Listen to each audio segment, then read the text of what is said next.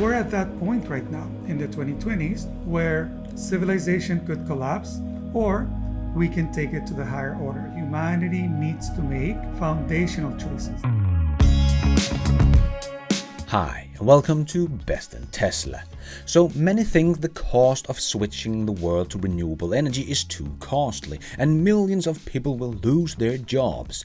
But people tend to forget that renewable energy will also create millions of jobs. And with renewable energy, we can achieve universal access to electricity. The savings in the long run will make the cost to switch look like peanuts. And we already today have countries that are running on 100% renewable energy, so we know it is possible. And in my country, we are making a huge renewable project that makes 3 times more energy than all of our country's households need. And I will show you that in this video as well. And Tesla is pushing the whole car industry to go electric, but many of them don't understand the urgency or just don't care because it will hurt their profits in the short run. But we need to show that Tesla's mission to accelerate the world to sustainable energy is a mission we should all support, because it will save us a lot of money in the long run and save millions of lives every single year. And if companies like BMW don't start to understand the urgency for them as a company to get away from fossil fuel, they will not be here in the long run. And many think all of this is way out in the future, but as Elon just tweeted, most people have no idea how fast sustainable energy is growing. So let's try to take a look at this huge cost that is in front of us when it comes to the switch to renewable energies, but also try to throw some lights on all the savings this will bring us, because that will be even more, and just how fast this will be coming, because Tesla will be a big player in this game as well. So let's check it out and let's dive right in.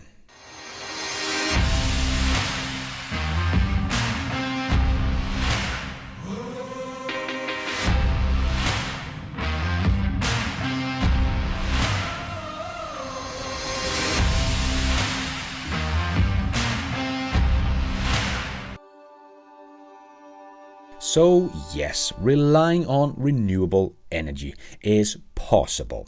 Iceland is already 100% running on renewables. Norway has 98% of its electricity being produced by renewable energy.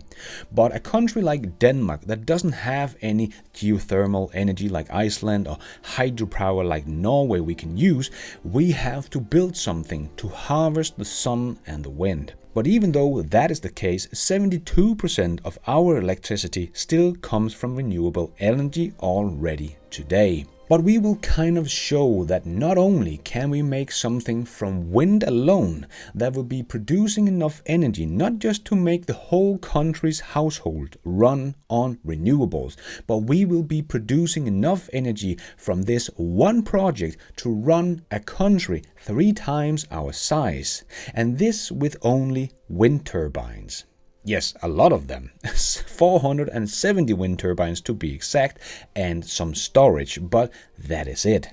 Yes, Denmark is home to Vestas, the biggest wind turbine manufacturer in the world, so of course we like our wind turbines. But this new project is called Venø, Wind Island, and it's a wind farm consisting of 470 wind turbines and an artificial island with big, huge batteries. That will make enough electricity for 10 million households. But we are only about 2.7 million households in Denmark, and it will cost about $62 billion for this project, but Denmark's GDP is about $335 billion, so it is about 70% of our yearly GDP, so not a crazy amount when we think about this project will be making 3 times the amount of energy than the whole country's households are using. So when the project is done, and that will not be before 2035, so the $62 billion will be spread over 15 years. And not only will Denmark produce 100% green electricity for the whole country's household, basically for free going forward, of course not totally free, there are maintenance and so on, but it will be much cheaper than buying the fossil fuel as we do today and electricity from other countries. And if you haven't seen Tony Seba's presentation about electricity superpower, you should, because then you'll know just how cheaply electricity produced by renewable energies and batteries will become. But Denmark will have an excess of energy to sell to neighboring country, enough for about 7.3 million households, or use that excess energy to help with the rest of the energy the country uses, especially as the transportation will be running more and more on electricity. And that is just one project we're working on. Combine that with more and more houses is getting solar panels and batteries and becoming their own little power plant, actually taking that house off the grid, and more of these small microgrids will become more and more popular, also because solar is now the cheapest form of electricity you can get, and why we also see oil companies using solar to pump up oil. Kind of ironic. And like Tony Seba has said in his research, it makes no sense to invest in anything else but renewables anymore. But this one big project that Denmark is making will produce electricity just from wind turbines and batteries. And it doesn't have to be lithium batteries going forward in other projects around the world. There are being worked on so many solutions for storing energy, like gravity batteries, just to mention one. And this can easily be scaled up, and you can add some solar panels and solar farms or whatever as well. We have seen this all over the world with Tesla's big batteries paying themselves off in only a couple of years and lowering the price of electricity for the citizens. This is not just good for the environment, but it will be very good for the country's economy in the long run. And we have seen more jobs being created in the renewable sector that has been lost so far in the fossil fuel industry. So I don't think we need to worry so much about that either. We are not taking just one part of our economy away, we are just replacing it with something new. And we also need the world's legacy automakers to also speed up the switch to EVs. Firstly, also if they want to survive, of course, but the faster we can stop polluting our air and killing our people, the better. But not all are getting the memo. BMW has been out making commercials saying there is no planet B, so their EVs are here to save the world. But they expect to make about 200,000 EVs in 2022 and about 2 million ICE cars.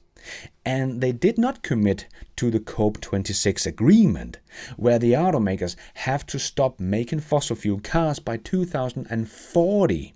There will not be a fossil fuel industry in 2040 for new vehicle sales, only the used car market. So it would be free and great advertisement for them just to commit to the zero emission vehicle by 2040. But for them to not do that just shows me how little they know of what is going on in the EV market right now and the transition to renewable energy. We do see the exponential growth in EVs. It is not a linear line. It is an exponential curve, even here in their own home turf in Europe. How can they be so blind, and how can they go out and advertise one thing about how they are here to save the world, but on the other hand want to continue making ICE cars for the next 30 years? And it's not just BMW. We see this with most of the old legacy automakers, like Mercedes when they revealed their EQS. They used a lot of time on showing how much they cared about our planet, but has now just got busted for 8 illegal emission control defeat devices. So they can pollute the air more than they say they are doing. How dishonest and misguided are you? Just like Volkswagen and their Dieselgate, and Fiat Chrysler has also just been busted. I'm sorry, but I'm starting to think we and our planet are much better off if we just start from scratch and don't invite these companies that care more about their profits than the well-being of us, our children, and our planet. Well, then you can just take your profits and your cheating devices and go extinct with your old dinosaur technology. But what does it cost making this huge, very expensive switch to renewable energy for the world? Well, in short, it doesn't matter. It doesn't matter what you think! If we do nothing and just let the planet burn, well, it would not end very well for us. It is estimated that it will cost about $131 trillion by 2050.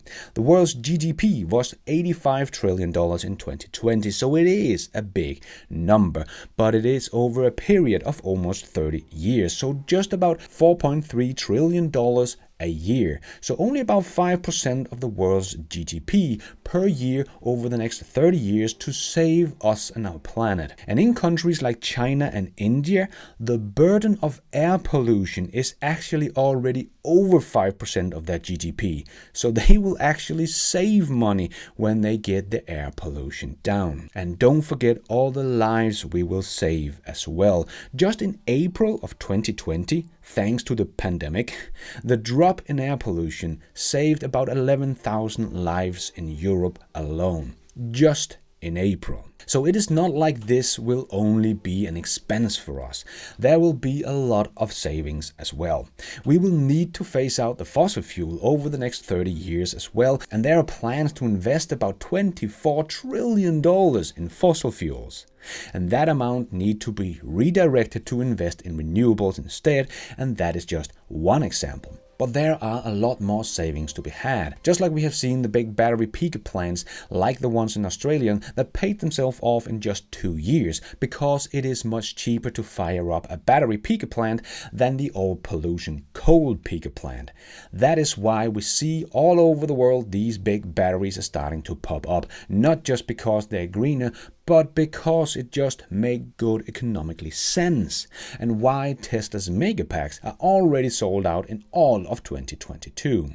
And as I mentioned in the intro, Elon tweeted, "Most people have no idea how fast sustainable energy is growing." And his tweet was to an article by Clean Technica that showed us what is planned for renewables in 2022 just in the US. And almost half of the planned 2022 capacity additions are solar, followed by natural gas at 21% and wind at 17%. Yes, just like the EV revolution we are already in, we are also already in the renewable revolution. But there will also be a lot of savings to be had going forward from this very expensive and complicated way of getting energy with fossil fuel. And when we stop polluting so much and the air quality gets better, we will also save a lot of money on healthcare, and we will save millions of lives. We have heard it before, but now yet another new study finds that vehicle emission declines linked to decrease in death, which could save a country like the US $270 billion a year. Yes, the switch to zero emission will cost a lot of money, but we will save so much more in the long run. Remember, many of these savings are not just a one-time off, it is every single year going forward. And as Alex pointed out, almost half of what we move around the seas is not finished products, nor are the raw materials to make them, but simply the stuff that we burn to power those transformations and to keep ourselves warm, cool, and lit. Renewable energy can reduce global shipping by 50%. Well, that is going to make a big change to our energy consumption when we can just take sunshine and put it straight into our homes with solar panels and batteries to heat and cool our houses and turn the lights on, and put it into our car as well and other means of transportation. Next to Tesla, it will be the growth story of the 21st century. And if we do not invest, the cost will be much, much higher. We cannot afford not to spend this money. But there is a reason why investors are pouring money into green energy, and that is because it will be one of the biggest growth story we have ever seen. And Tesla will be a big part of that. So there will also be a lot of money in this. It will not just be one big expense. But we are solving the Earth energy problem if we just look at the growth in solar and wind deployment. And we are starting to pair this with battery storage. And we have seen many great examples around the Earth just how well this works. And we need that storage because of the intermittency of wind and solar. But that is growing fast as well. And the good thing about solar and wind combined is that usually when the sun doesn't shine, the wind blows, just as we can see here from Europe over the last decade. So it's not just wind or solar or geothermal or hydropower or so on, it is a combination of them all. And big projects like the wind island here in Denmark and small scale projects like Tesla's virtual power plant that will help the grid by taking a lot of households completely off the grid. So eventually we will solve our energy problem, and much faster than people probably think, but we need to accelerate the transition and get rid of all this stupid polluting fossil fuel we are using today. I think our children's children will laugh at us and say, "How did you get your energy? By burning stuff? So you didn't really evolve much from when human invented fire, did you?" Yes! Look what I have created! I have made fire! Yes, it's going to look so ridiculous the way we are doing things today when we look back in 50 years from now. Like Elon said, just look at all satellites. They are all running on only sunshine and batteries. And what is the Earth other than one big satellite? And only 1 hour of sunshine that hits the Earth has enough energy to power the whole world for 1 year. That is how much power and energy comes from the sun to us every single hour. We just need to capture a fraction of it. And that is just one source of renewable energy out of many. So I agree with Elon. There is a very clear path to a sustainable future. It just takes time and money to get it all up and running. But we need to work with a sense of urgency so the climate crisis we are in right now don't get out of control. The faster we get there, the better, and the more lives we save. But there is a clear path to the goal.